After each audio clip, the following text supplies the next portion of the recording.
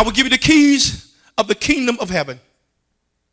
And whatever you bind on earth, I'm talking about now governmental authority. Whatever you do, what? Now, where are you? And all the bind on earth, you got to be where? On earth. Will be bound where? Now, so what I bind in earth, will be bound in what? Now, watch it. You can't take this scripture out of context. This scripture is not saying that you will bind and it will be bound. It's saying it's already bound and you bind what's already bound. You got me? Because God will not leave binding and loosing to you. But what he will do is give you access to what's already bound. Okay? Well, let me ask you this. All right? Let's watch this.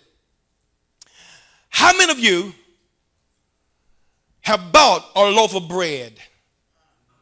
Now, okay, a loaf of bread. When you buy the loaf of bread, it's already sliced. Who sliced it?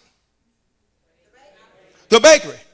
So what you get is already sliced. So when you go to make a sandwich, you ain't got to get the knife because you're taking what's already sliced. When God gives you the adage of binding, he's already got a binding there in heaven. When you get it, you ain't binding it, it's already bound. You would get, okay, let me watch this. Okay, give me this right here. I'm gonna get back to you. Do I have to put these pages together? Why? So it's already bound. So when I get it, it's already, and so I don't have to bind it.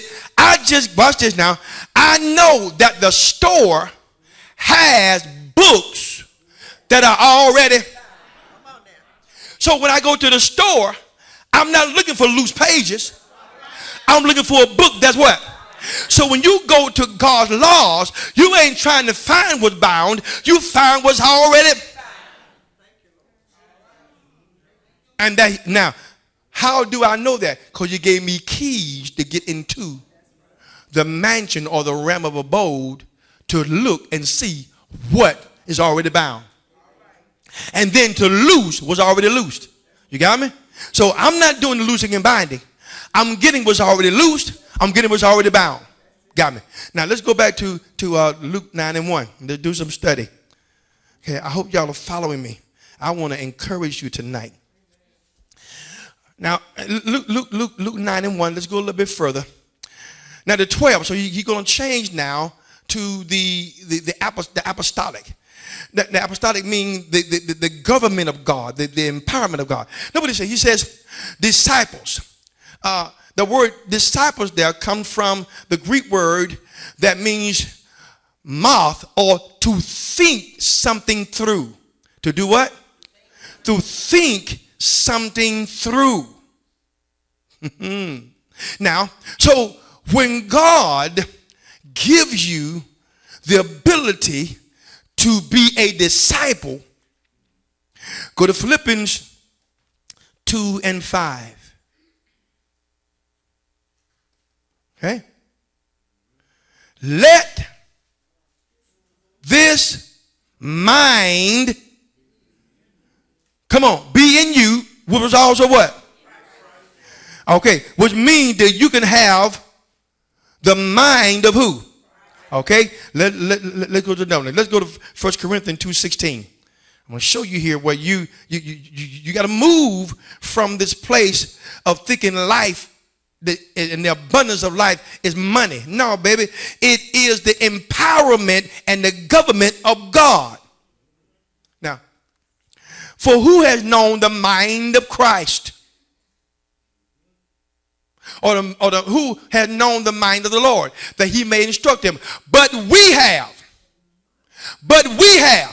Hold on, come on, hold on.